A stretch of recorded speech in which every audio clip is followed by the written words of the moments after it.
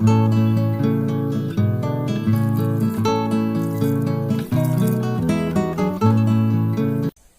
Morning all of you, welcome to my YouTube channel. तो आज हूँ जागर, समस्त को हैप्पी शिवरात्रि। शिवरात्रि उपलक्षे समस्त को शुभकामना। आज स्पेशली शिवरात्रि मु किछि स्पेशल ब्लॉग करने जाऊँगी।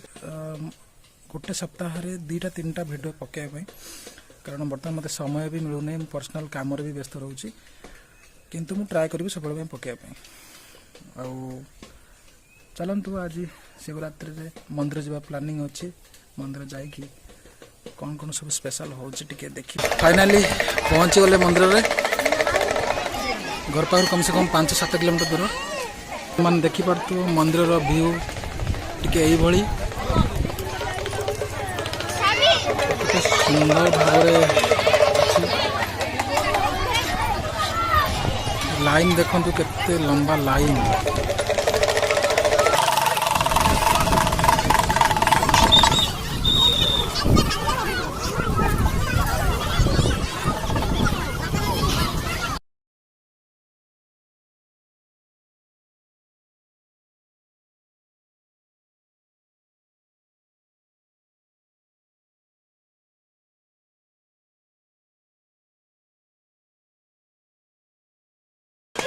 केबेठार चून मारुचंदी?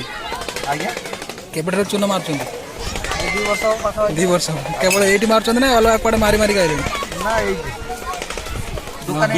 एटी दुकान अछि। मु मजाक रे पचारली चून मारिया कथा। हो मारी चलो सब आड़ तो मारुचंदी चून, तमे भी मारो।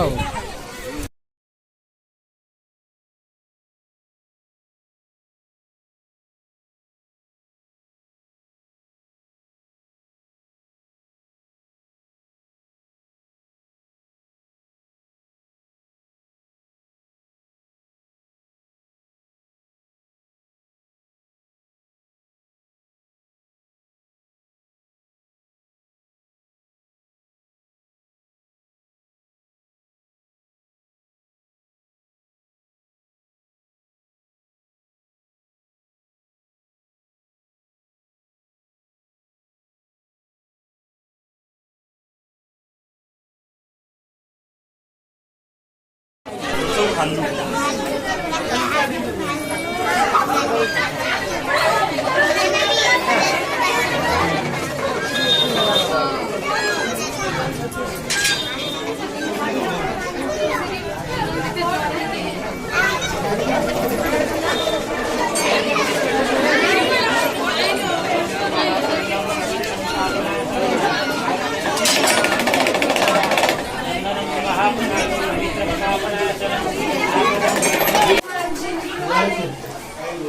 ये हूँ मंदिर भीतर जगह।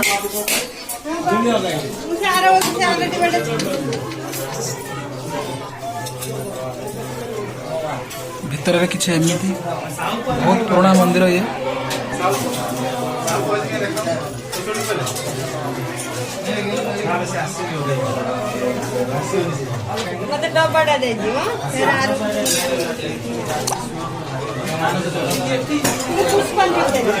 दि मिनट गोटे गोटे भोग करा संगे संगे हो बर्तमान टाइम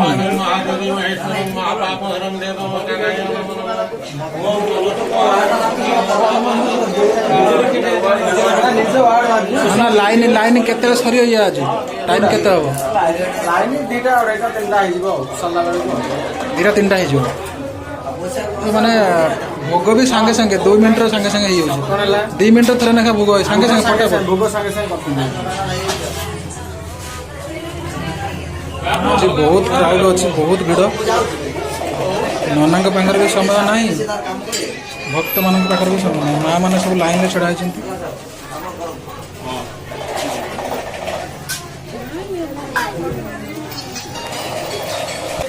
ऐतिहासिक किसी जानापी मंदिर विषय फाइनाली मु फ्री हेली। चलते देखा पचारि बुझा मंदिर विषय किसी आसतु नना पाखक जा पचार।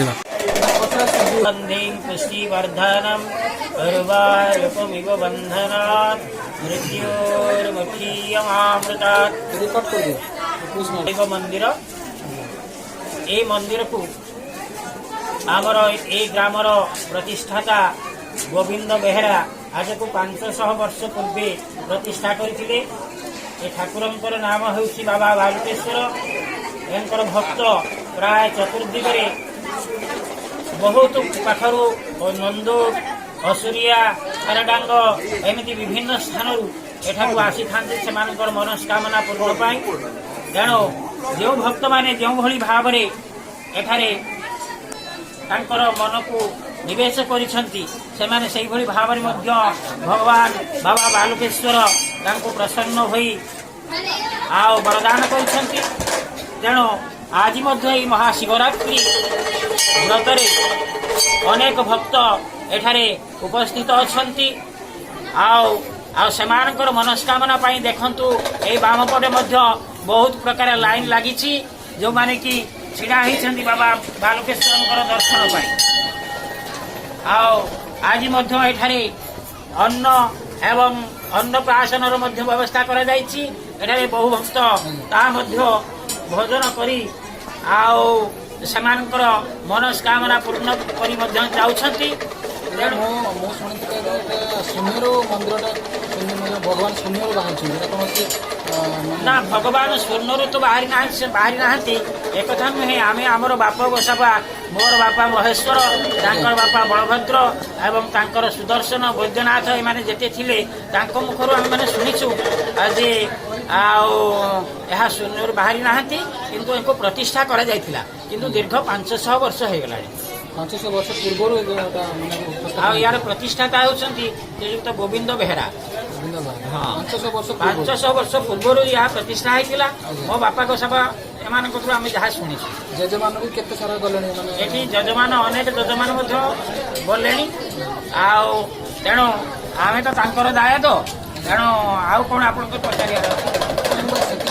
ମୁଁ ବି ଶୁଣିଥିଲି ଶୂନ୍ୟରୁ ବାହାରିଛନ୍ତି ବୋଲି, ଯାହା ବି କିଛି ମନସ୍କାମନା ଯିଏ ବି ମାଗୁଛି ତାକୁ ସାଙ୍ଗେ ସାଙ୍ଗେ ବି ସେ ଫଳପ୍ରଦ ହେଉଛି। ନା, ଶୂନ୍ୟରୁ ବାହାରିବାଟା ମୁଁ ଅବଶ୍ୟ ଶୁଣି ନାହିଁ। ମୁଁ ଯାହା ମୋ ବାପାଙ୍କ ଶୁଣିଥିଲି, ମୋ ବାପା ଥିଲେ ମହେଶ୍ୱର, ଆଉ ସେ ପୂଜା କରନ୍ତି ଏବଂ ସେ କହନ୍ତି ତାଙ୍କ ବାପା କହୁଥିଲେ ଯେ ଏହାକୁ ଗୋବିନ୍ଦ ବେହେରା ପ୍ରତିଷ୍ଠା କରିଥିଲେ।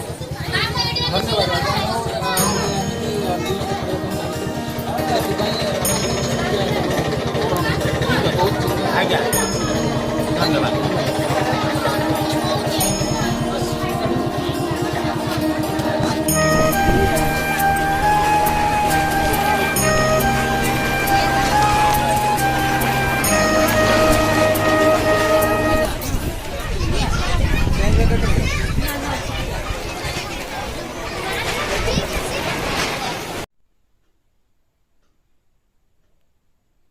Thanks for watching. बस 6-7